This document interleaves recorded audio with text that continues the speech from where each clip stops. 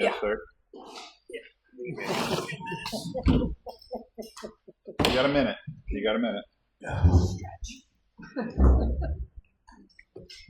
All right. 6 o'clock, call the meeting to order. If everybody rise to the Pledge of Allegiance. Pledge allegiance to the flag of the United States of America and to the republic for which it stands, one nation, under God, indivisible, with liberty and justice for all.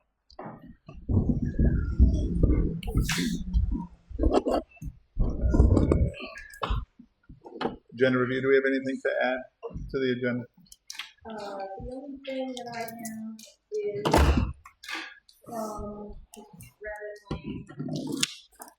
resident is sent in a complaint to highway Okay. about the pavement The lip. and the lip.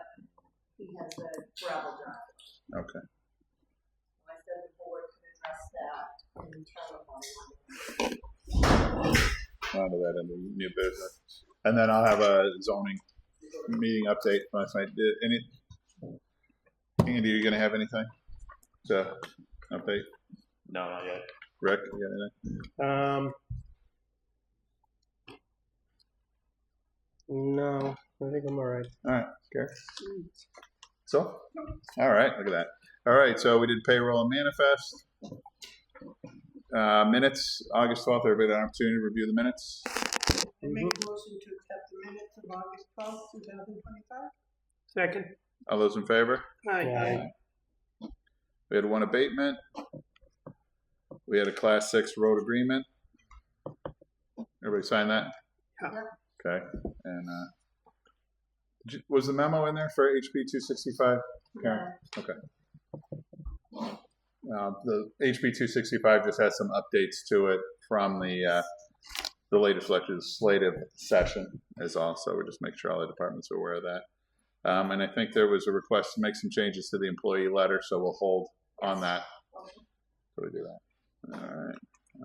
So we have 6 o'clock with Aaron Darrow, writing and engineering. You're up.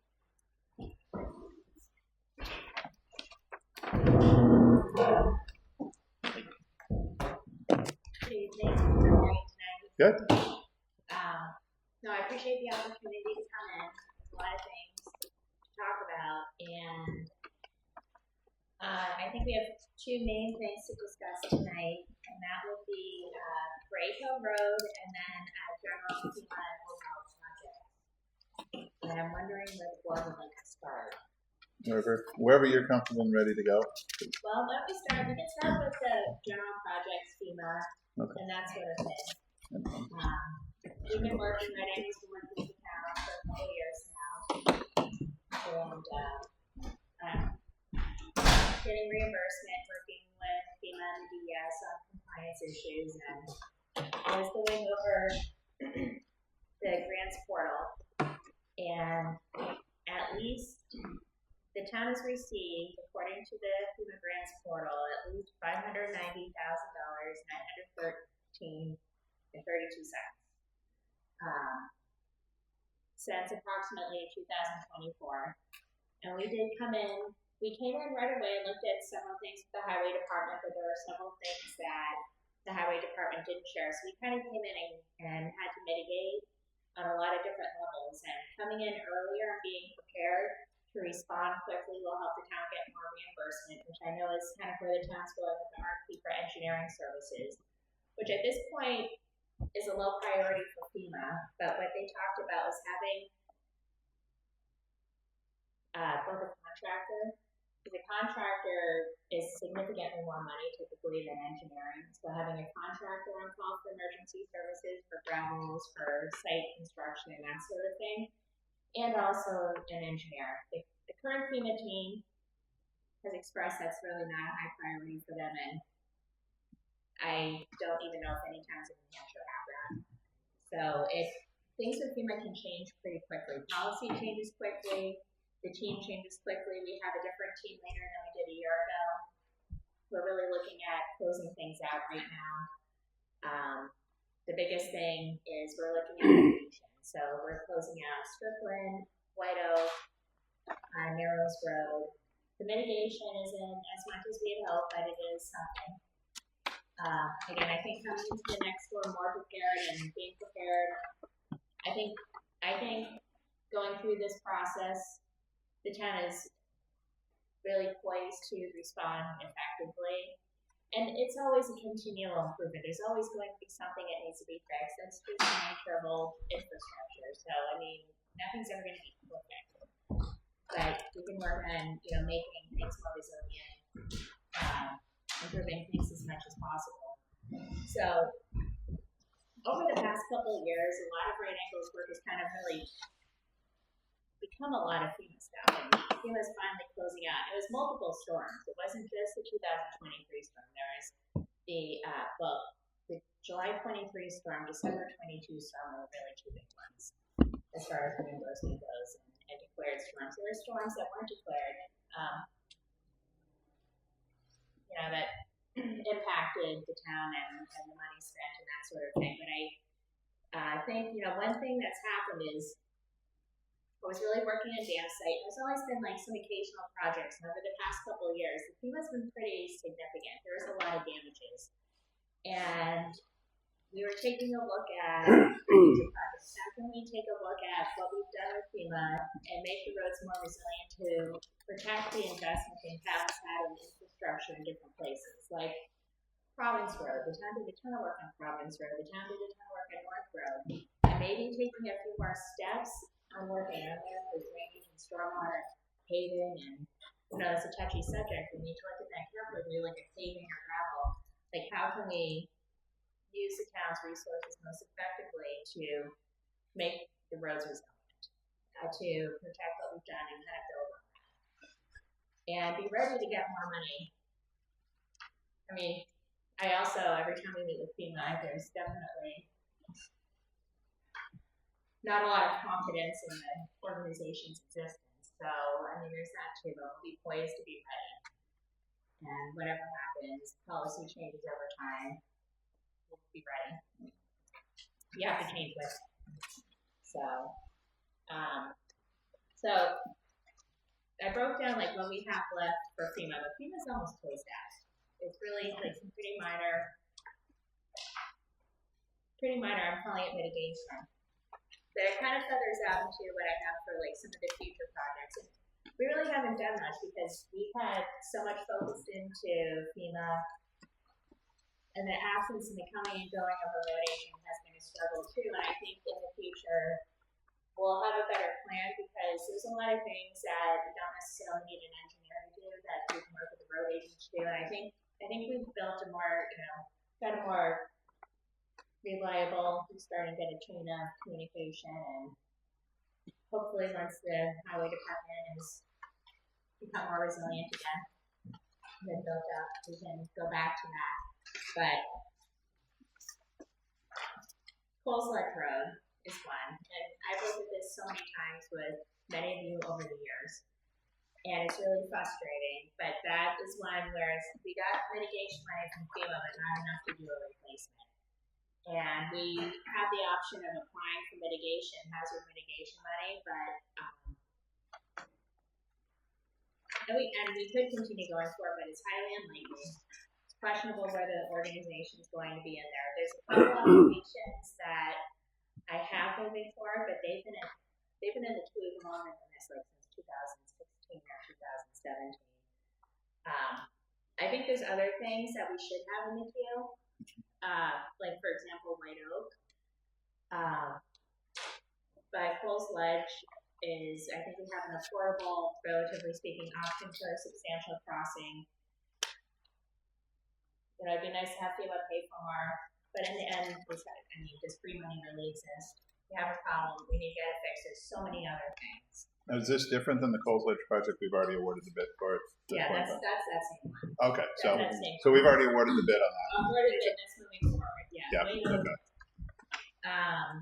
White Oak is right now kind of like my priority. Our priorities haven't been in permitting that, but we have been working on the H&H study and looking at putting in a replacement. And that's one where that was replaced. And I remember being out there at Gary that they replaced that last section.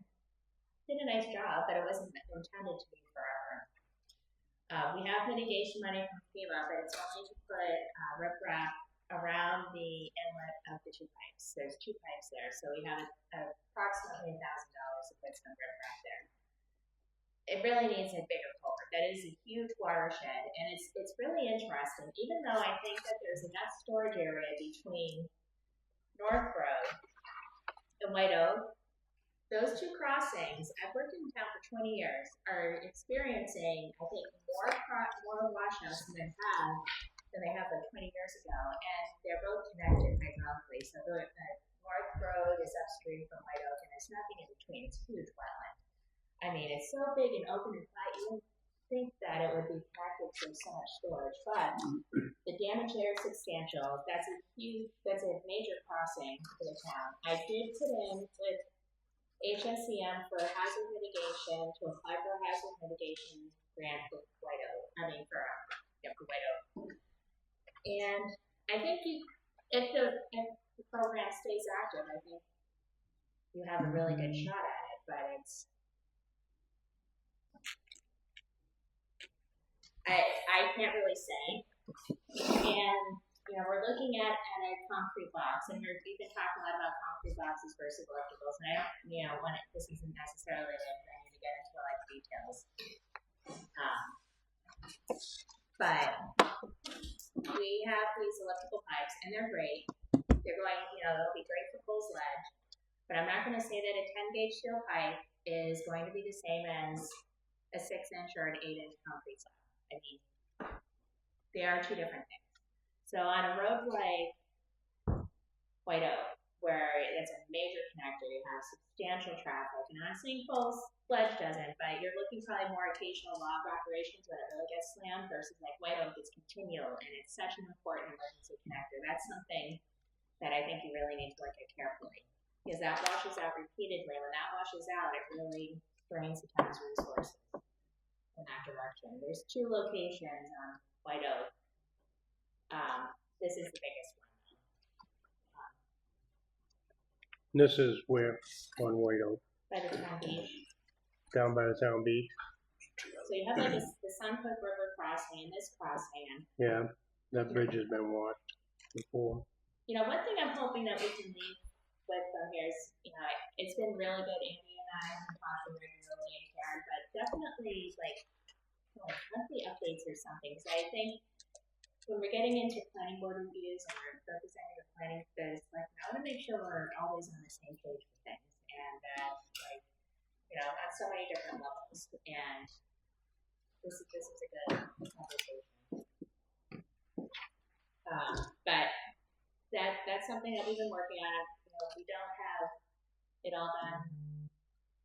Coles Ledge, Narrows Road, and we know that the town's been concerned about funding and having enough money to pay for everything this year. So slow things down a bit. I think Parade Hill is a substantial project, and that's going to take some time to really put together. There's a lot of different pieces. The DOT did send me some updated plans last week, but it's more like a bridge design, structural design for the bridge, but it's something. And we can segue into that. That's a little bit different, but I thought talking about what's been really going on, because the FEMA has been significant. I'm not, Right Angle's not the biggest company of all time, and you had damage on like 75% of your 84 miles of road. And I think we're in better shape for the next storm. I think that I think the town got a lot of money. I think we can be more prepared to get more if that happens, but we want to really keep it from happening, because there's really no magic golden egg from FEMA. I think you really need to think about protecting what we have, and you can't protect it from a 10,000-year storm. We get these weird storms that are super localized, and it's going to happen again. But there's a lot of things I think that you can't protect yourself. So that kind of summarizes that. I know I just got it out today, and you haven't had a lot of time to digest it. I kind of realized in more detail what we were talking about last week, and I was doing some traveling, and this took me a little bit of time to kind of think about it together. So, So we have Narrows Road, Strickland, White Oak, North Road. North Road, we have been working on the wetland permitting for 2 years. We just got the wetland permit approved. And that is going to open up at least another 60,000 for the town, probably a little bit more. Because what happened there is in the storm, the highway department put in another pipe. And it does make sense. The road had washed out twice. Why put it back and keep doing the same thing that keeps happening? And since they put it in, the road, gotten some damage, but it hasn't completely washed out. However, the DES did not agree that that was an emergency response measure, that was more permanent, so it required a more intricate permitting process, which has been resolved. We pushed a lot of paperwork around it, and yet nothing's going to change out there.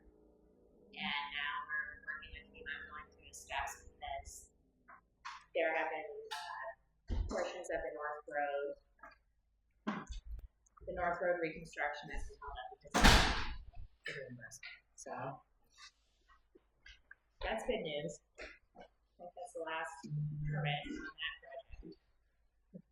But what we really took from that is one of the issues was that the highway department thought that they had their certified culvert maintainers program, and they had lapsed 2 years prior. So you need to make sure that the paperwork's in order, and so that gave the appearance of even a more serious view of non-compliance.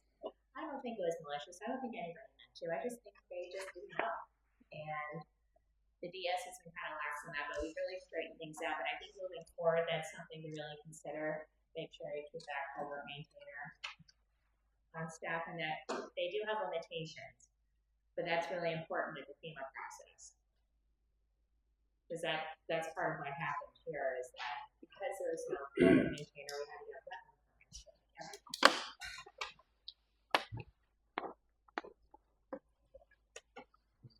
So I know you're looking for a road agent, so this was something that's important. So future projects, and that's Parade Hill kind of. I have that as an existing / future because I know that we have some things to talk about the next steps and how we want to do that. And we can come back to that. I have some other future projects, and those are just on here as they've been kind of things to think about coming down the road. But one thing I also think is important is you need to think about engineering at least a year before you went. And sometimes it takes longer, sometimes it takes shorter, but everything takes time. So say a project's approved in March, and you schedule a survey, and the survey gets done, say in May, and then you need to do some engineering design. And this is if everything goes well, it goes fast. Then you're in like June, July, August. And then you need to think about this design. You need to figure out how much things will cost, and then you might want to change something, and then you're suddenly in like September, October. And that's if things kind of keep moving along as you like. So all of a sudden it's the next year. But if you plan for the engineering like that, October, November is a great time to put stuff out to bid and get prices for town budget for the following year. So having a project ready for construction and having a few projects kind of in different phases of preparation will help keep it from being like an overwhelming, job at the end. And there's so many things that need to be done. You can have some flexibility of doing smaller and bigger projects depending on what's going on in town. But I have a lot more information on this, but this is kind of what we've come up as some of the town's like priorities. The Vale Road, Pullback Road, we've looked at that, a lot of that with paving this year. Oh, Vale, Pullback? Yeah. Not that intersection, but just Pullback. Okay, just up the road. Yeah. And a lot of the improvements have been made at the intersection.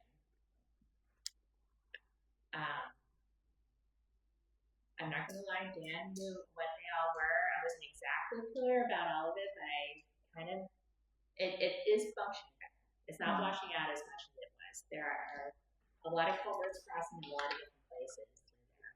And I've looked at that with a lot of road agents in the past 20 years. And it's a lot better than it used to be. I will say that. I would say Gray Hill is way more important than that because in a storm, I think you're going to see more impacts, more damage on Gray Hill.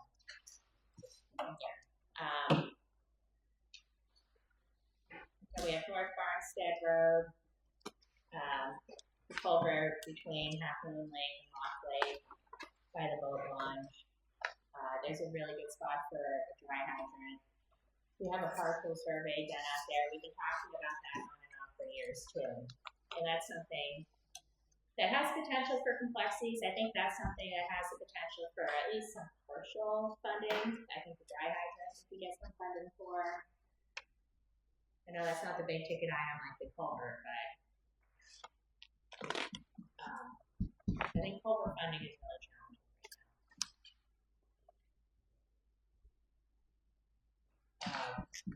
Province Road, and this kind of segues, I think, into what we were talking about at Freight Hill. I think I let Freight Hill kind of go into Province Road a little too much. And when you know, and I also understand that this has had some concerns about paving Province Road, but the town has done a lot of work at the bottom of Province Hill, and there's a culvert that washes out and at the top of where that work was done, and I think you keep going up the hill and finish what you started, just keep going. And whether or not you pave it, that's something you can talk about, but you still need to ditch it. You still need to have the drainage, whether you pave it or whether you have a gravel surface. It doesn't necessarily need to be paved. We can look at a lot of different things there. There's a couple spots, and maybe that's not a priority. I mean, and does it need to be Province Road? I've always thought of Province Road going up toward Pittsfield more than the Gilmanton side. Even though I know the Gilmanton side is a little rough, but you know that there's that one little section by the farm. Not sure how much traffic that gets.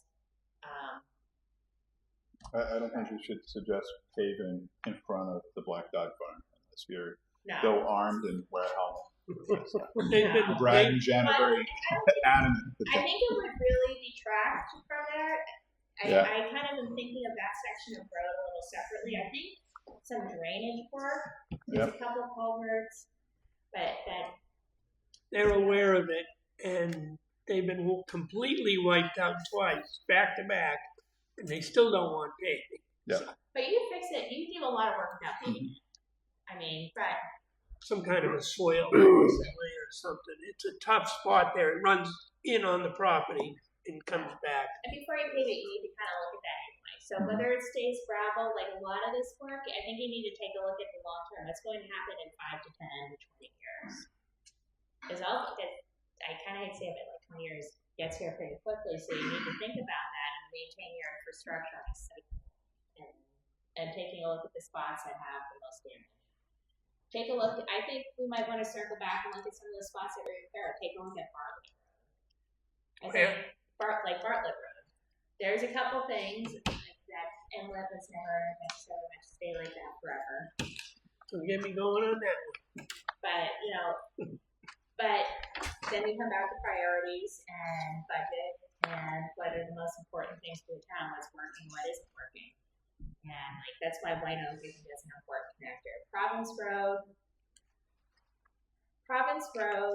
is a couple different things. But when you go up the hill, it could use some work. And right now it's at a point where it's not like a huge onerous project necessarily.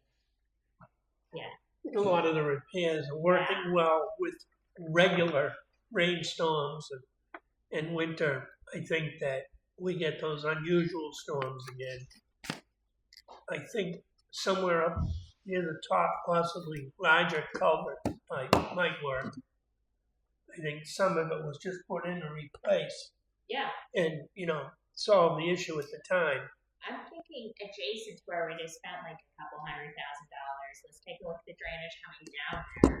Make sure it's not going to wash it out. Or you can't make sure that it's never going to wash out again. But you can take some steps to reduce the possibility. And I'm like, every time I drive up, I'm like, oh my God, if we just did a little bit, that might prevent some catastrophic damages on all this work that was just done.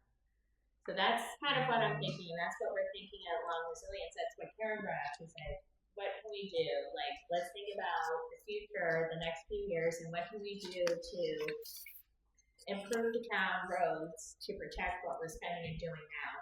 So that, like, the 590 I mentioned is probably about $850,000 worth of work on the town roads. In addition to that, unfortunately, due to some missteps, there's probably about $200,000 that wasn't even covered by FEMA. So, like, the town has spent a lot on the roads, and if you keep chasing their tail, it doesn't get better. So there's a few things that we can do, and we really just need to think about doing it effectively. And I think having a good relationship where, when do you need an engineer? When do you not need an engineer? I think that's a discussion. I think getting a highway department more staff, but I think having an administrative person, but they're pretty full right now at 15 hours a week, but we can work with that. Who's the administrative person for 15 hours a week? Oh, I just meant the temporary. Oh. I haven't talked to them at all yet. Oh, okay. I mean, But I'm just thinking in the long term. we're actively trying to hire a road agent. I mean, it's not that and Steve is only interim and will only be here for another month. I hope you find it. So he's not, there are things that we are trying to effort. So. I think I completely, and I don't want to, I completely understand. Yep. And I'm not trying to say anything otherwise. I know that a lot of towns are really struggling in that area. I think there's a lot of places that need road agents and not enough people to be road agents. And I think that's a serious issue. Mm-hmm. And I hope you guys find somebody.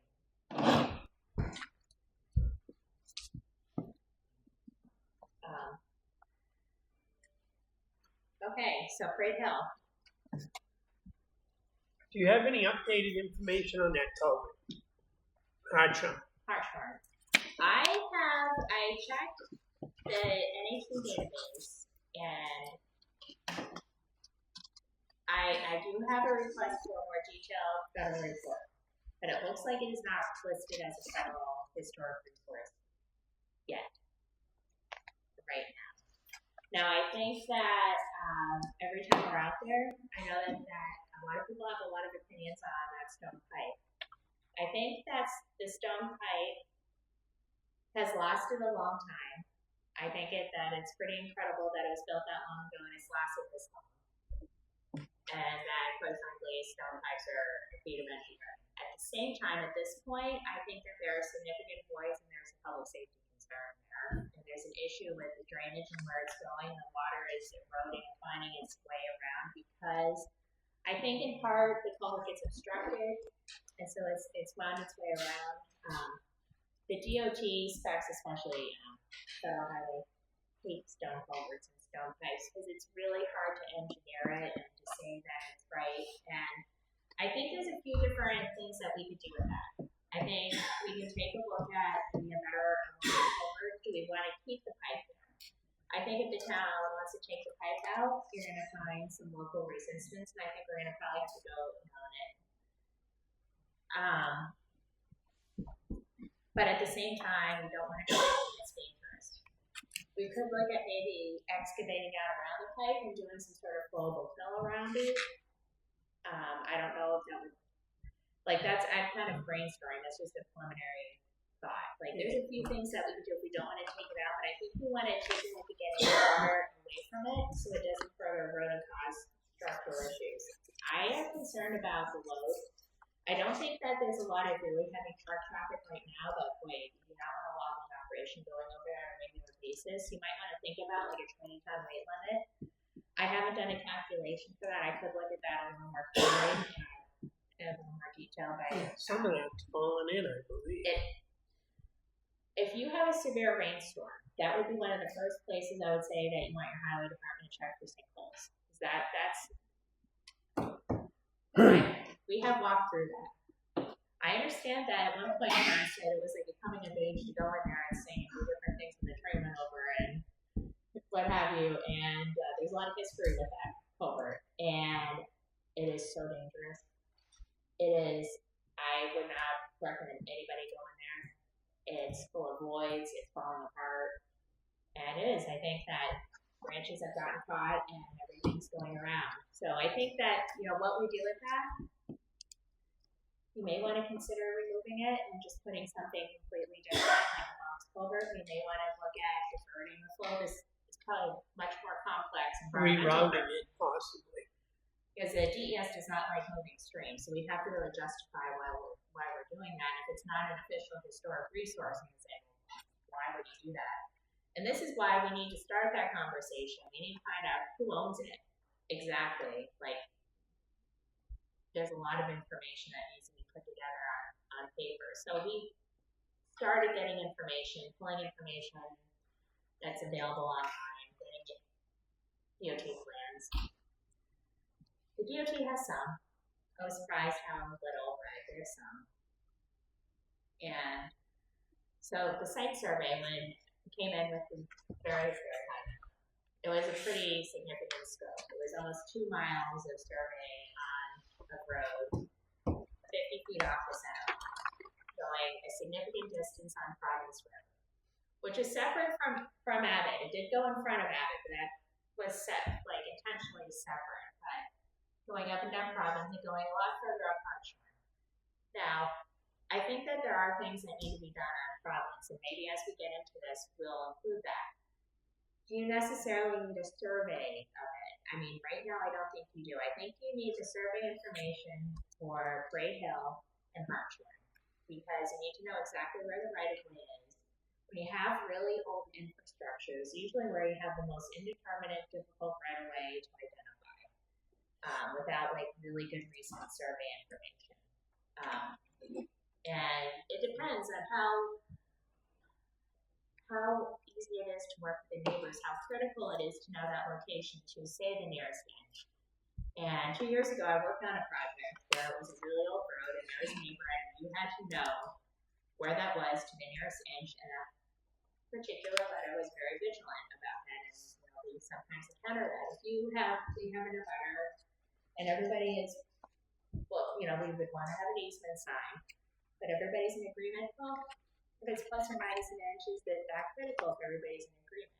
So I think that really becomes more critical on how much information do we need to get in our survey. But I think that our standard of care and the level of detail is going to be very, very close, not exactly right on. And I'm saying very close just because I think we might find some old stuff that might be within 2 or 3 inches or something like that. But once we start getting into it a little more.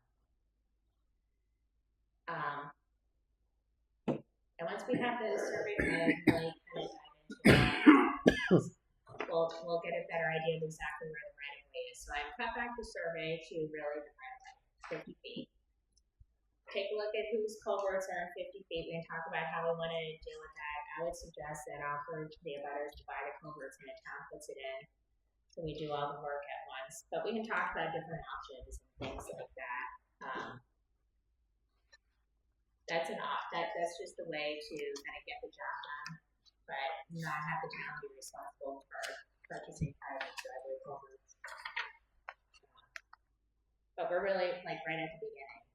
And I think that there's a lot of work to be done. I think that we could potentially get work done next year, but if that culvert on Hartshorn is a huge spike because we don't know exactly what we're going to do.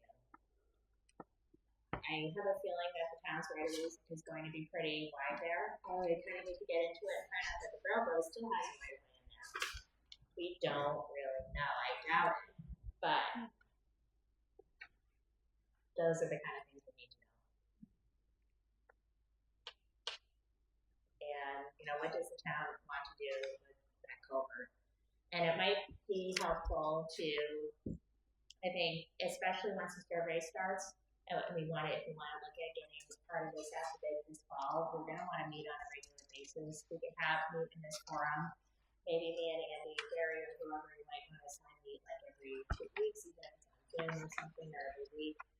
Talk about what we're finding and the next steps, and they can present it to the board. But I think we're going to have some questions. We have to make some decisions. So the surveyor is scheduled, and he knows that we're talking about this, and the board needs to decide if we want to move forward. September 2nd, tentatively through the 6th. I think we might be able to get it done in 3 days. It might be for probably the first day he's out there. A lot of people are going to stop and ask him questions. I'm going to be out there too to kind of shield that so people can keep working. But then, nice to just keep them working. Well, I think the question the board had on the survey was when we got that the last time around, there wasn't a whole lot of, and it might be 40 grand. And I think like it kind of had morphed into multiple projects. So we went from this is about 0.56 miles of survey, 50 feet wide total versus like 1.92 miles, 100 feet. And if I could, the town has 84 miles of road. The number of times Province Road is mentioned, and I live on Province Road, is a lot. Yeah. But we have 84 miles of road that we need to address. And we can't keep saying Province Road, Province Road, Province Road, beginning of Province Road. This turned into Hartshorn Hill, Province Road. So we have to be cognizant of the rest of the town. So when all of a sudden we're doing a $40,000 survey on Province Road, there's obviously going to be cause for concern. We have gravel roads that need to just be gravel. As we're talking about ditching, we have a lot of things that the board has to look at everything. And if we continue to put all of our resources in the same neighborhood, the people who live in the other neighborhoods are going to want attention too, and all those roads need attention. So we got to really be careful that we're not Province Road, Province Road, Province Road. I hadn't considered that, and that makes a lot of sense. Yep. I'm saying that just a little bit on Province Road might make that repetition go away too. A little bit more up the hill. But I agree. But we don't need to necessarily survey that. So when I was talking with Andy, I'm like, well, maybe what we need to do there is a lot different. And we can shift. Like, there's a lot of things that need to be worked on in town. Province Road isn't going anywhere. Nope. So Well, and finding the 1.2 million to do it. Well, that's Hartshorn. Yeah, well, that's So that's Parade, the Hartshorn just Parade. Hill. Right, Parade Hill Hartshorn is 1.2 million. I think And that's going to be a big enough sell that if we throw Province Road into that conversation, that's where we're going to have a hard time selling it. we have Strickland coming up, and I bet nobody really talks about Strickland very much, but they get completely washed out. They're going to get a new pipe and some rest. Hopefully we have somebody, and I will have to talk to them that we can get that put in. That's based on the highway department coming in and purchasing materials. But we have about That $14,000 for Strickland. it's not as much as I'd like, but it's something. So that $14,000 is actually the amount of reimbursement. The total cost of the project is about $18,000. Okay. So I've been kind of sticking at the amount that the town's getting back, and maybe that's a little confusing. But Is that a FEMA Strickland? yes, Excuse me, what's the end date on that? Deadline I believe it's October 1st. We want to get that done. of this year? And I've already gotten. I may have put in the back. I need to double check, but yeah, I've already requested one extension. They don't like to extend. Well, so if that's October 1st, we have 6 weeks. Was that cold back? No, Strickland.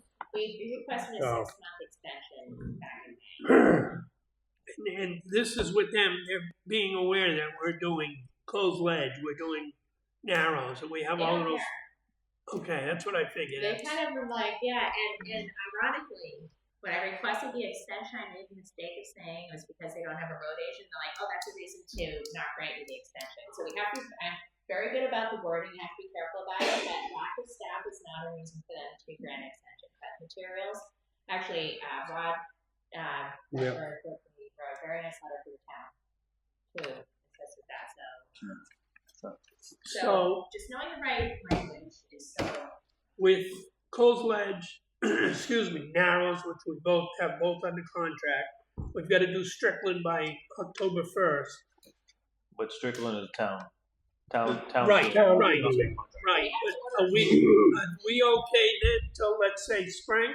Well, White Oak, we have to put riprap at the inlet of the White Oak fence. We have $1,000. And when does that need to be done? And that's the same deadline as October 1st? Wait, oh, okay. But I'm going to be honest, that was one that was so small, and we wanted a lot more, and FEMA came back with just that. That I'm like, I just don't want to put something in there and delay the pipe, because that pipe has already started settling.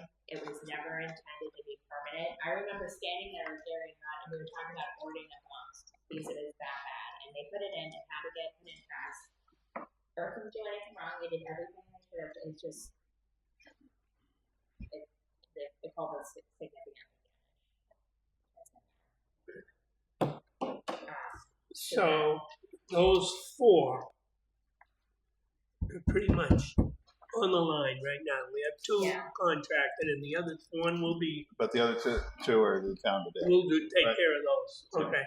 So now that they're done paving and flagging Yeah, for that. those two. So Yeah. White Oak is in engineering. White Oak, and that's one I think. I think that a box culvert is going to be more resilient than a 10 gauge aluminum pipe. But a 10 gauge aluminum pipe, if we're not getting outside funding, might get the job done faster and still provide longevity. And that's something that we might want to talk about before I do the final design. It's not going to happen over the next month, but like that's something to consider. Again, started a hazard mitigation grant application. I'm not gonna lie, it's a significant. There's a lot of work that goes into it. It's very comparable to the work that goes into a dredge and fill permit, but there's a lot of administrative work, and that's something I might be able to work on with the town straight too. So, and if it's granted, then my services are reimbursed. If it's not granted, well, maybe eventually my services will be reimbursed. And I take a few grant cycles.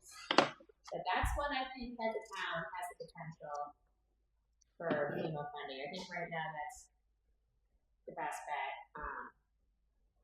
The pipe over by the boat launch at Suncook Lake, I think that you could get money for the dry hydrant, and RCS has some money for putting in a dry hydrant. I think the box. A lot of communities are in a similar boat, and there's just not a lot of federal funding for it. And the federal funding is our state funding. Not all of it, but a significant part of it. So it's impacted a lot of those grants too. But NRCS still has some money for dry hydrants and fire resources. But again, that needs to be done. I don't think that needs to be done right now. I think you have other things. I'm going to finish this step up with FEMA. We have Narrows Road again, and we have Coles Ledge again. I think Parade Hill, you have a drainage issue, and that's like you can keep paving that, but until you get to underlying drainage issue, it's like it's going to keep flaking off the way that it is. And because we're going around in circles, just to let you know, like this is. So Parade Hill Road and Hartshorn, we're now back to that with drainage issues? Or is I that? don't know. I mean, I'm just wondering, like, we were talking about Parade Hill, we're talking about FEMA, and I'm just trying to find out, what direction the town wants to go. So I think next on our list is Parade Hill and Hartshorn as far as the project. Yeah. Which is going to take a warrant article, $1.5 million probably by the time we're done. Which means we need to be able to make that decision if we're going to go for 26. That decision has to come pretty quickly to get a warrant article ready and on the town meeting. Potentially 27 maybe the better year to do that, or it's a 2-year warrant article to set it aside. Maybe we might want to phase it over 2 years. Might want to consider reclaim and drainage, and if the town can live with the Parade Hill? paid the following year. We can't reclaim that and leave it. Right. So we have to. I don't think we're focused at all because we're all over the place, and I think Aaron ends up trying to ping pong wherever we're looking. So just in this conversation here. So Narrows Road is already underway. We've issued it. We don't need to talk about it. Coles Ledge underway. Ishit talked about it. Strickland's gonna be done by, Strickland, but we need to get on that, and we need to get on. Are we going to do? Because I heard a couple of things. Are we going to do white oak riprap, or were we like it's not worth doing it because we're going to rip it up and do a culvert? Right, culvert's not gonna happen for at least a year or two. Okay, Probably longer, honestly. right. Because if you look at Culver on White Oak Road, you look at Parade Hill and Hartshorn Road, you look at Dam Site Road. There's too much, and then you look at Gray Road. Yeah. So then we need to get to do the riprap. I mean, this is for highway. So Steve's in tomorrow. He'd give him these two and make sure that those get scheduled and done since they are running out of time. And we did a rough, we have a sketch for both of those, for Strickland and for White Oak. Okay. That shows the general specs. White Oak is a little challenging, it's a little hard to see the inlet, and part, so Yeah. there's a little bit of scripting, so that it might be helpful if, we can be available as needed, but it's not, like, when I went and looked at it, I'm like, it's not quite as straightforward as just putting in the apron. There's a little bit to it. I think we've got to take the deterioration of Hartshorn's culvert too into play. As far as not put, maybe that is the number one job for next year because I don't know how long that's gonna. That has You're going to be a year planning for Yeah. right on there. It could go quickly. It could run into some snitches as we go through things. I think it has the potential to take some time, depending on. I think the land ownership is a big question. I think then you have the hurdles of the environmental permit. And we need to get a weight limit on that, I think, sooner than later. So Hartshorn, you need the authorization to do the survey. Is that where we're at on Parade Hill Hartshorn? Yeah. What's our feeling on that, Andy? Rick? I think the project's out a little ways. I mean, does it have to be done now? I mean, The survey, she needs to survey first. She can't do anything without the survey. Yeah, surveys. So I think the project's at it. Is that correct? The survey is really necessary to move forward on the permitting and the design. I mean, ideally was 2027 if we had funding to actually start construction of it. I get that. Again, my only concern is that culvert. That culvert is dangerous. Yeah, that's what I mean. which one are you talking about? The one on The Hartshorn? stone The stone one on Hartshorn, on Hartshorn. right there when you turn. It's a big stone pipe, and it still is an attractive nuisance. Like, kids go in there. Like, it is still a place that we might want to consider putting some signs up. But that's where you, as a town, want to put signs up if you don't know if you own the inlet and the outlet. So you Which have to be careful. will we find that out as part of the survey? So we need. Yeah. I think that is our big focus going forward after we get what we're getting done this year. And what did we decide the survey was going to cost? Aaron? So the exact price that I have from the surveyor is $16,800. I sent an updated cost, and I did put a price range in there of 17 to 19. And what I would do is I will just be transparent with my invoices from the surveyor. I will not do the markup. I typically do a markup, but what I'll do is I'll charge my time that I have, and I'll just be transparent with the cost of the survey. So that's his cost. He generally is that or under. But if something comes up and we find something significant, we'll talk about it. Okay.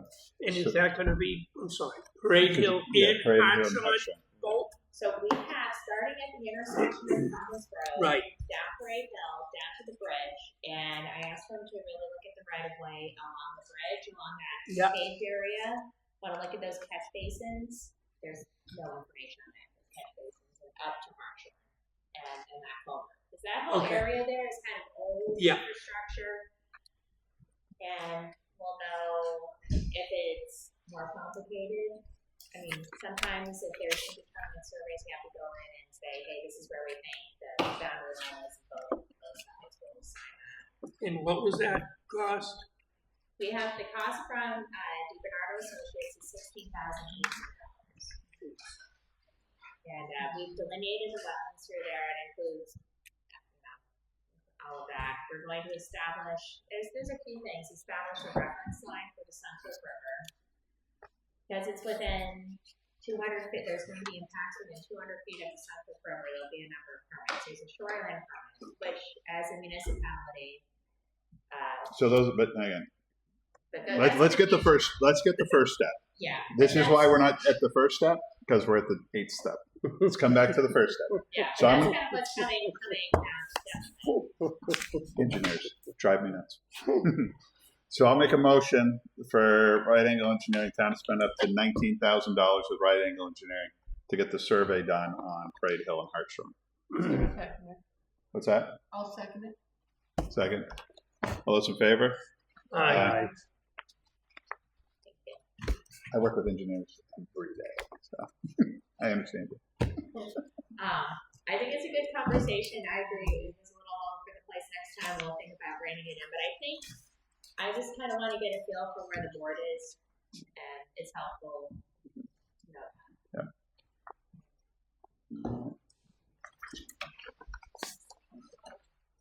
Oh. It's just the design of strictly that she. Oh, okay. All right. So, which we can get to Steve tomorrow, so he can get on that and White Oak. Okay. All right. So there you go. yeah, I was just taking a look at all the little places where FEMA had some money tucked away for the town, and Sarah and I will try to take advantage of it. Good luck. Okay. All right. Just real quick, what's the status of Dam Site Road? So dam site, I have a preliminary design. We have a drainage study. And I think that we need to go over where we want to go with it, with the next steps on that. If we're going in the right direction for the scope. It's been a couple of years, and I'm wondering if the right venue, like, do I want to come here? Do you and I want to spend, like, we're going to need to spend like an hour or two going through things, probably a couple of times. If you and I want to meet over the next week or two, go over that, come back to the board. I think that that's a whole meeting with the board too. I think that if anyone else will need to come back to the board with us. Is there a date that works good for you to come back to the board about that? So we can kind of plan it now.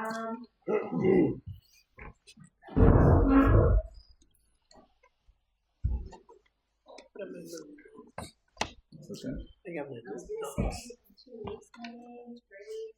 Are you guys meeting every Tuesday or are you meeting twice a month now? Every Tuesday. To be after Labor Day.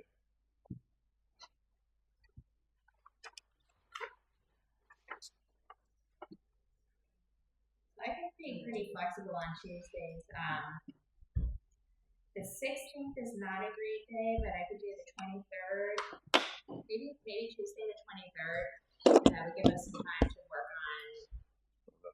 Would you have the survey back? Because we might as well kill two birds By with the one stone. 23rd, I would hope so. Okay. I will at least have a preliminary. He's going to have basically every day in the field is at least 2 days of drafting. Okay. So I mean, do we want to set it for September? September 30th just to be safe and have time? I could do that. September 30th. Yeah. That's That way, we're rather than have you keep coming back, we can.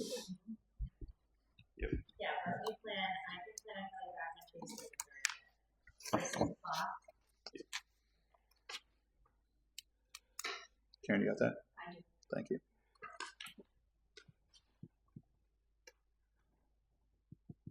That's good. It's kind of like a monthly.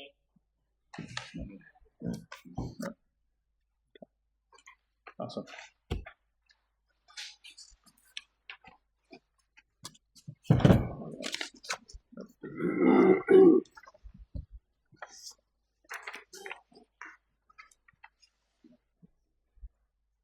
Oh, yes, we have a permit application for Norris Road that we need you to sign.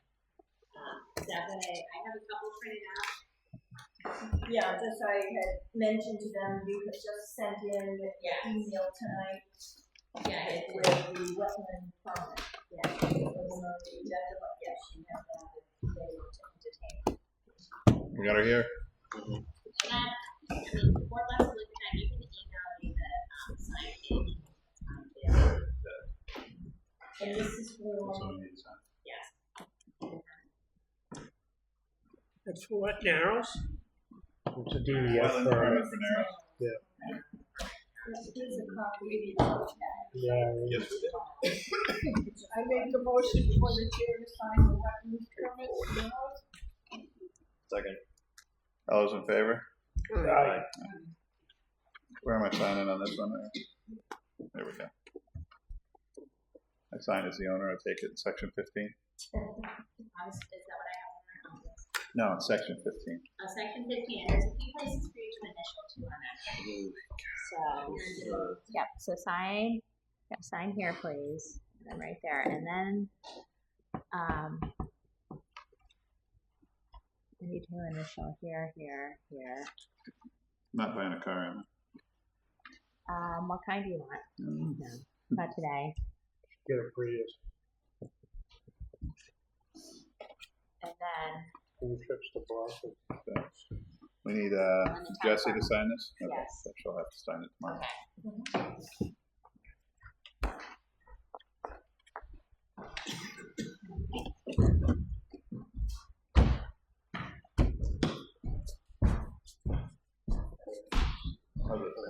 Someone new. Pretty straightforward. Alright, That is helpful. It's an online submission, but there's still a lot of paperwork that needs to get moved around. alright. I think that's all we got for you. So, We got the survey, so we're moving on that.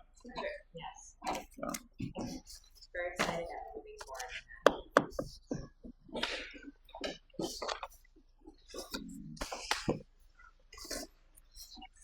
alright, anybody else have anything else for Aaron? Nope, good. Seth? Is the, Narrows Road project extension involved there? I think she's already gotten it, as far as getting time extension. Yeah, it's just on new business. Yeah, no, Rodney's already, Something I do want to bring to your attention for that. So Earth requested an extension to November 23rd. Yep. Or thereabouts. I recommend that on the FEMA extension that we actually go for a longer period of time, like for example, May 30th, because it's a lot harder to request an extension from FEMA. Right now we have until November 15th. If there's a snowstorm or some sort of delay and Earth can't get it completed by that date, they need another extension, we're going to be in a bit of a bind with FEMA. So I would suggest that, while I don't think the town needs to go beyond that date with Earth, I think that's a separate, completely separate negotiation and transaction than the extension with FEMA. And that's just to protect that request, because they do not like to get a lot of incremental requests. They like to get one, and I have a very good letter from Earth to supplement the request for an extension. okay. So I'm just saying that it might be great weather in December, it might not be. So I don't want to gamble that and. Do you need Earth to change their letter, or is it just, It's supposed to be To done in change it. November. yeah, you know? Yeah, It's supposed to be done in November. What are we talking about December for? Because if anything happens, and he has to, Are So- you 100% confident? No, can you say and it's 100% FEMA. confident? and they won't have gotten the paperwork, and they didn't like the sign, and they didn't like the paint we use, so I don't have a problem with getting a. 85% confident. I just have a feeling. I have zero confidence in FEMA right now, like zero. So, if you think we should get a longer, I mean, I it just doesn't cost us anything to ask for a longer one. And that's between FEMA and the towns. The negotiation between Earth and the town is separate. Right. So we don't need to tell them you have to May 1st. But if something were to happen, then impact that It just makes sense to cover our rear end. That's all. Rodney still needs to get his work done. It delays our reimbursement though. It's No, reasonable. does it delay our reimbursement, or do we get our reimbursement when we're done? Well, the reimbursement happens after we spend money. So, So it doesn't really, so when Rodney's done and we write the check, we get our reimbursement. then we get it in. But this covers us just in case. Yes. Right. I mean, That's I want to fine. get it done sooner rather than later because I think there's a lot of general uncertainty. Yep. So the longer it goes on, there's that. So we keep doing it. That's fine. Do we need a motion to ask for the longer reimbursement or extension? I don't think we do. You didn't get the one that. Gary's question kind of reminded me of my conversation with Karen. Okay. I think that's important. All right. Okay. That's it. All right. Thank you. Thank you. Thank you.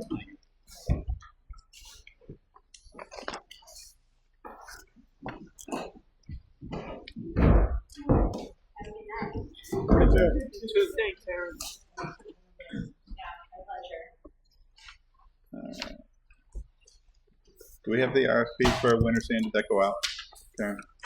No, it needs to be approved, so I can send it to both you and Andy. Okay. I want Andy to look at it, it's the same winter sand bid that we used years ago. Okay. I did check with a couple other towns to see, to compare, to make sure we have everything we wanted in the proposal. Okay. I just got this tonight. So there was an email issue. Are you good with it, or do you want some time to review it, Andy? I mean, the same one we sent last year. The same one everybody's Yes, in doing. the years past, yes. Yeah, I'll just review it real quick and I'll let you know tomorrow. And is that okay with the board if he approves it? Yep. Send it out. So what I'll do is I'll make a motion, Karen, to send out the RFP pending Andy's review, and okay tomorrow. I'll second. All in favor? Aye. Aye. Just making sure you were eyeing the motion so that you could review the thing, right? I was almost going to abstain from it. All right. HB 265, we're not. And HB 265, the only change for the board is Mary Jane or Karen, whoever takes the notes, have to sign them now. Everything else that the board already does complies with what's changed in HB 265. And that is actually in effect the end of the week, I think, is when that takes in, based on the. There's a lot of other zoning changes, which we had a little bit of discussion last night, but Nancy's going to review those. The ADU thing is a little bit of a concern.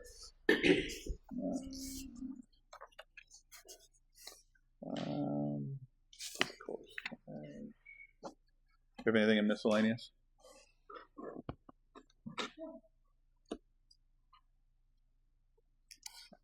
We're all set. I forwarded to each of you and then made copies of a draft request for proposals for engineering services. Yep.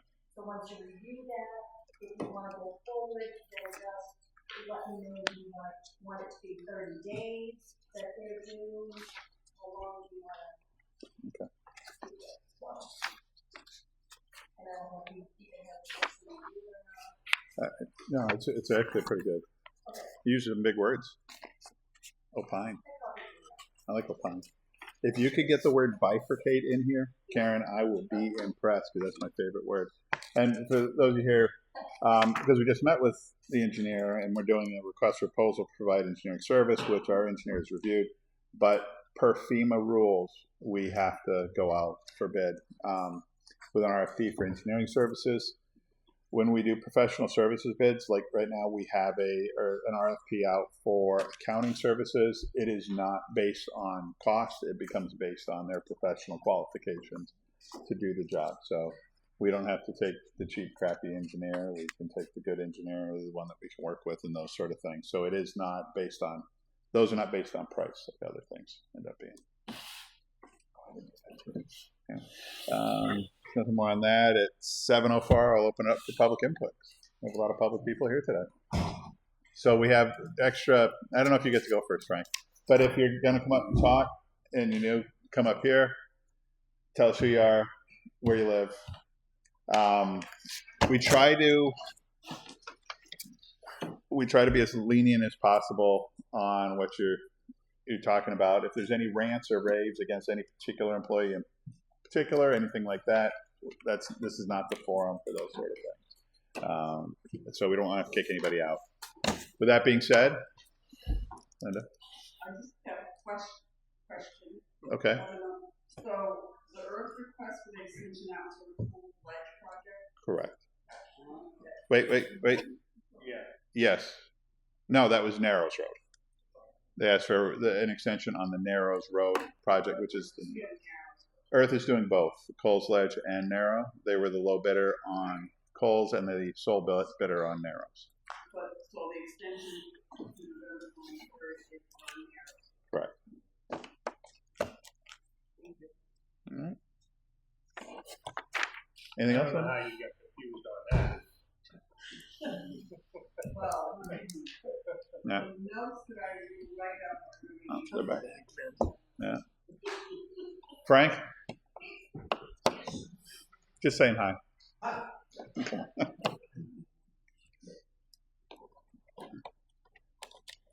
Good evening, everybody. Frank Berlanti, 118 North Barnstead Road. Everybody note that down if you want to send them a letter. Send me a letter. It was years before I knew it was a B. I always said a B. Yeah, I pronounce it B too. Sorry. I always blame the phone. So thank you for the time. I wanted to talk a little bit about history of my father. So he used to always say, if you're going to complain about things, you need to get involved. Right? So as a taxpayer, I feel like we can discuss a few things, get them off my chest, and then move on. All right. So basically, I attended the, which, by the way, I guess is renamed to the Public Administrative Committee. Public Administration Subcommittee. Subcommittee, is that what it's called? Yep. I missed the first two. I attended the last two. I couldn't attend all of them. So I had some concerns and comments. These are all personal concerns and comments. I feel that the last two meetings that I went to more get into the weeds of personnel. Every town, every company, every department, I have 3 openings myself in my department.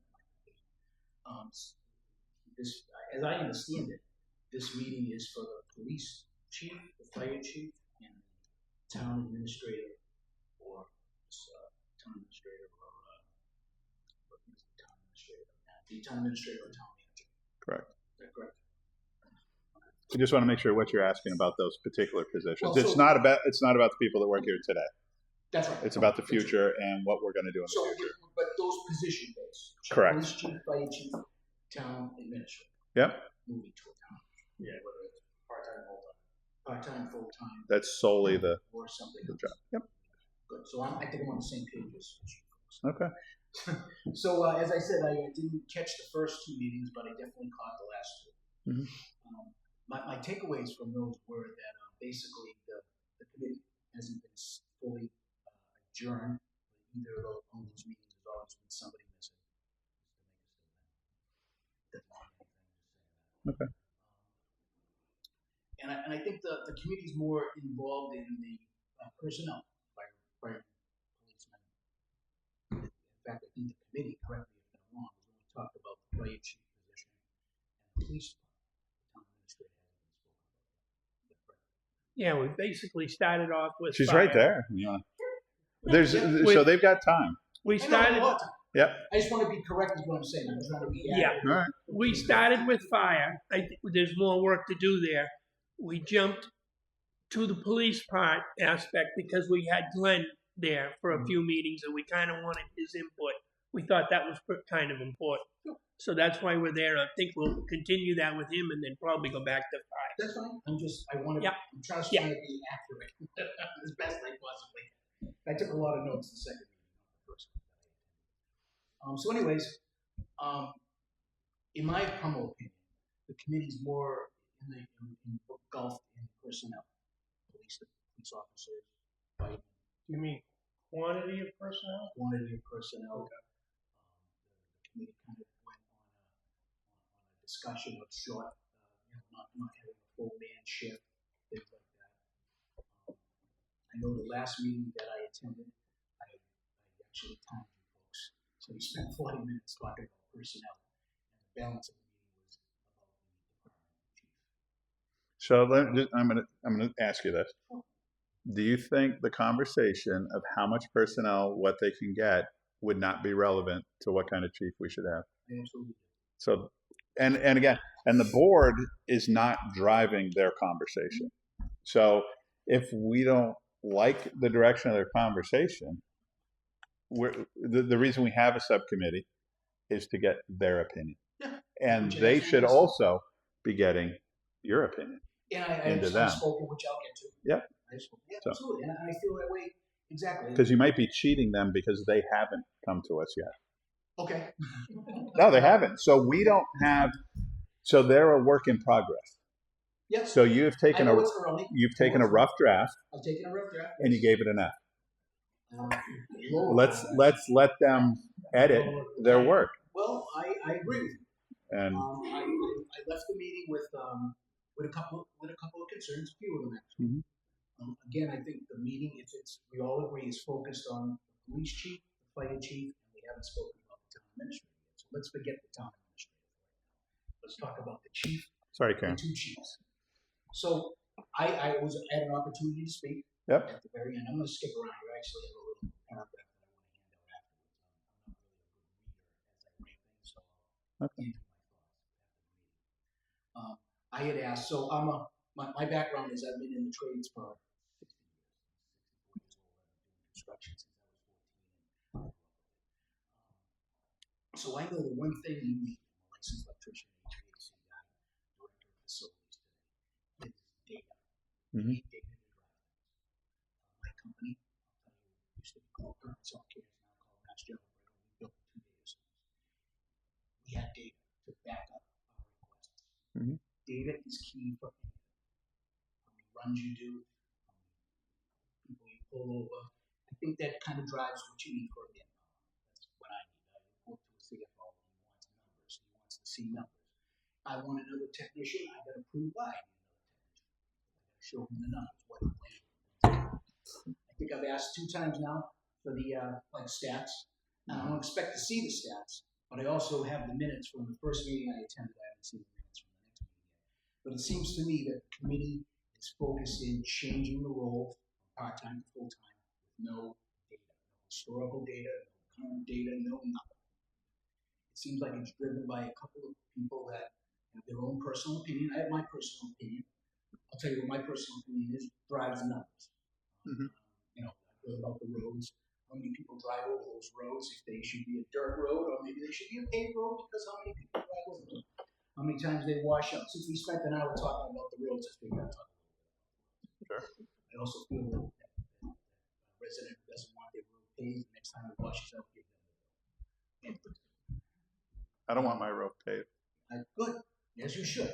But numbers dictate that, right? I would think if for you to ask for your road to be paved, the town would say, well, only 5 cars a week go over it. Why should we pave the road?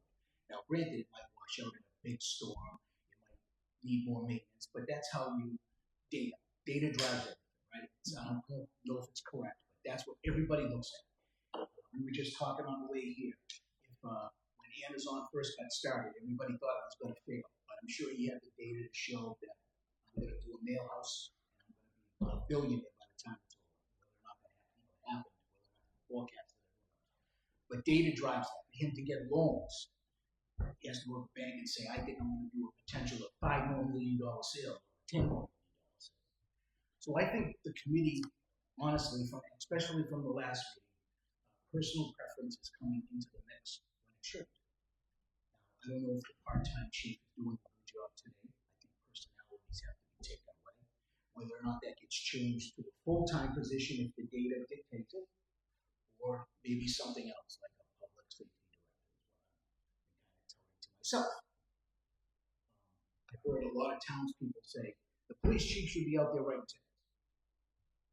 If my boss saw me shoveling the snow off the sidewalk, he'd fight me because what he pays me, I shouldn't be shoveling the snow, changing out my bulb, or doing anything like that. I'm paid to run the facility, manage the facility, oversee the facility. If I could say something about that, we discussed this the other night. The only difference with that is I totally understand why he doesn't want you to be out there shoveling snow or whatever.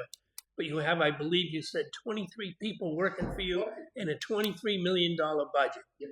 That's a far cry from a municipality. I So also there have, is a difference. I also have 500,000 square feet of floor space. So Frank, and not that I want to cut you off, you are barking up the wrong tree with the board. We are truly asking this input to go there because there's 5 of us to make a decision, right? However, we need the data to go to the subcommittee. Not So Rob, I think not you're gonna here. get what you're looking for. I think you're gonna get personal. Well, we will get personal opinion. You know why? Because we're a small town. Yeah, but you're still a township. We are a Right. small town of 5,000 people that is 300 years old with a lot of history. The reason we do a lot of things is, what is the history? There are things that this town has voted on over the last several hundred years. And I'd encourage you, if you want data, you can either go across the street to the library, or you could go to UNH's website and you can read town meetings for the last couple hundred years. In a town like this, that's important. The decision of whether we would pave a road would have nothing to do with how many cars drive on it. It would have everything to do with, does it change the look of this neighborhood and the reason people moved here? That's the reason that we don't do things. So, And I'm going to say one more thing to you, and this might tick you off. no, I'm not ticked off. So I grew up in But I'm going to debate it with you, though. I grew up in Los Angeles, California. I have lived in almost every New England state, generally in towns that are under 5,000 people.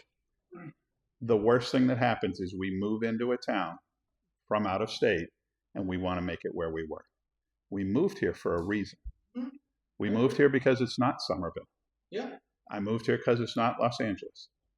Priscilla's here because it's not New York. Long Island is way better. So we have to be very cautious as those who have moved from the outside, that we don't run over the people that have been here their whole life.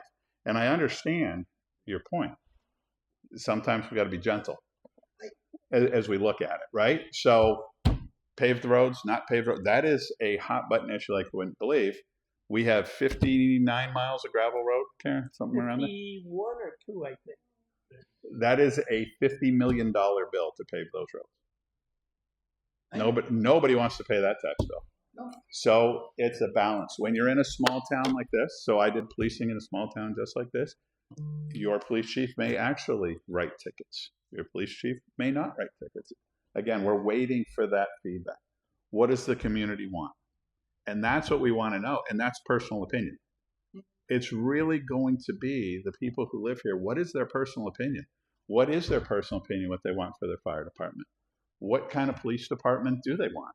I would encourage you to take a ride over to Hillsborough and meet Frank Bellevue, the chief over there, who runs it like it's a military force. Barnstead's not going to want a military force, you know?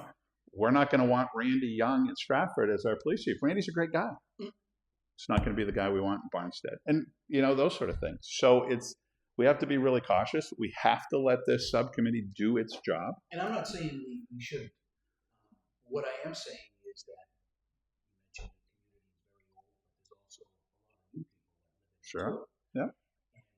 And any outside looking in, it seems like the people that have been around 60, 70 years get the preference, and the new people who are around pay more and get less, to be honest with you. Well, everybody's tax rate's the same. There is that, and if you, like, I'll stop you right there. Everybody's tax rate is the same. I will tell you that we, as the select board, we get abatements all the time. Do you know what state we get more abatements from? People in Massachusetts who own a second home here, who contest their taxes. Our assessor looks at it and makes adjustments. So there's no home field advantage. Well, I mean, people that live around the lake get charged more than people that live in the town. But they should. Property value's higher.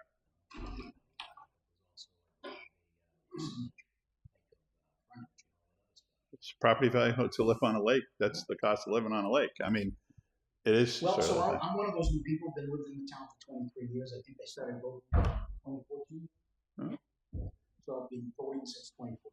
Mhm. So if I look at the committee, I'm willing to bet you that there's no person that's on that committee that with less than 30 years What, here? on the committee for this. Yeah. Anybody less than 30 years living here? Yeah. Frank McDonald hasn't lived here that long. He's brand new. He's brand new, 30 years? Frank McDonald has not been here 30 years. Well, I've only been here 12. Who's the, so 12, all right. So you've been, Frank's been here a couple of years. Frank works for the YMCA out of Boston until just recently. Even Glenn's only been here, not even 20. They moved in full time, I believe he said 4 years ago. I think. Now, don't quote me on that. well, as I said, I really think that at least the three positions, I'll say the three positions are pretty important. Mhm. Like, I think you're going to get a subcommittee bias report. I know you'll take that bias report, or report. Let's get the word bias out of the way for a minute, since it's Frank's personal opinion. You'll get that report, you'll bring it in front of the town, and you'll make a decision on it. I've also been looking to see where the decision was made to make the police chiefs and fire chiefs part-time. Mhm. Probably willing to bet you that was something that the select board just said, let's make them part-time. Probably with no data. Yes. All I'm trying to bring to the table is that it's an important decision. As a taxpayer, I really think we should do our due diligence to get the right people in the position. Get the personalities aside, forget the personalities. Mhm. Does the part-time position work for this small town? Does a full-time, is it warranted a full-time position? Or is something else warranted, like a public safety director? Where it's a small town, get one person to wear both hats. I'm of the opinion, I don't expect my police chief to write tickets out there. I don't expect the fire department chief to go out there and poke holes. Maybe a major fire or something, then you get the police chief out there, the fire chief out there, probably with them. With this town as a deputy fire chief, that's what his job is. I believe there's a lieutenant in the police department that's your active patrol lieutenant that runs the day-to-day operations. I really don't know. But there are options here. And what I've heard so far is none of those options have been discussed. It seems like we're going to go right to a full-time police chief, right to a full-time fire chief. That's all I'm saying. Have you, Well- in 2 meetings, you made that decision? Did you vote on this? Oh, yeah, we've made all And, kinds and of one thing decisions. else, Frank, on That- your, that- how long, hang on. I'm chairman of the select board. I've lived here 4 years. If that's not letting the new people in, I don't know what is. Karen, on the other hand, sprouted out of the ground in Barnstead with her family a couple of 100 years ago. Andy moved here, and I won't say where it's from, in Massachusetts. So, again, Priscilla from Long I'm Island. 12 years old. How long you been here, Rick? I've been here over 50 years. All right, so Rick's the guy, and Rick's outnumbered. So, Sorry, Rick. And but- I can tell you, for but- 50 years, Darcy's done a lot with very little. Yeah, I'm 58 years actually. oh my God. And I've been, well, I'm 70 now, so 12. So I don't devalue your opinion. It's the wrong form. All right. We're not there yet. When we get there, though, Frank, this is what we'll need to hear, because the subcommittee is going to come up with its thing, and we might say that's a terrible idea. So the subcommittee was my idea a year ago. I'm not Karen? knocking No, and the reason is I already have my opinion. I know what I want for both departments. It's my opinion based on my time as a police officer and as a firefighter, right? Everybody, I have mine. everybody here has theirs, right? We need to hear from the community. That's why I'm here. But I'm not up here because I feel it. Do you feel that they're not reaching out to the community for input? No, I don't think that. I really think that the committee is biased, to be honest with you. Are there a lot of people that attended? Well, I've only, like I said, I'm being honest. I missed the first two. I'm attending the next two. I understand those first two were great, actually. There was a lot of stuff that went on. That's what I heard, Frank, that those were the go. And again, I'm not. Shame on me for not being. Yeah, Shame on me. So exactly. that's I think you got to look at, instead of calling them biased, you've got two people representing the fire department there. They both have been with fire departments. You've got two people that have been police officers, and you've got a couple of people that have been in some kind of, well, I mean, political, but we've got people that have been in management, you know, and that type of thing, and budget, and I think which you've been pointing out, by the way. I wanna yeah, I put think things where it is. You've mentioned it quite a few times, but I think I just think I don't want to hear from somebody that is biased telling us what we should do, and they have absolutely no idea what goes on in fire, police, medical, or town-wise I think- committees and, I agree with you. not that I don't want to hear, but you know. I agree with you, but I also think that there's people that are motivated to say that we have a. I don't think we have a full-time police department, but make the statement: if you have a full-time police department, then you must have a full-time chief. No real backup or data to supply. Now this is 2025. There's ways. Believe me when I tell you, fighting a fire 25 years ago is different than it is today. Different equipment, different methods, different operations. I feel the police department is the same way. Different methods, different equipment, different everything. You've heard me come up here and argue about the police cruiser, about going with a Tahoe versus an Inside. I look at that as a police vehicle. Now, I didn't say, let's go with a RAV4. That's stupid. That's just being stupid, narrow-minded. They're using a Ford Interceptor. It happens to be responsibly priced. I don't know whether it's a good vehicle or not. I just see them all over the place. That's where I'm at. I'm not out of the. I'm not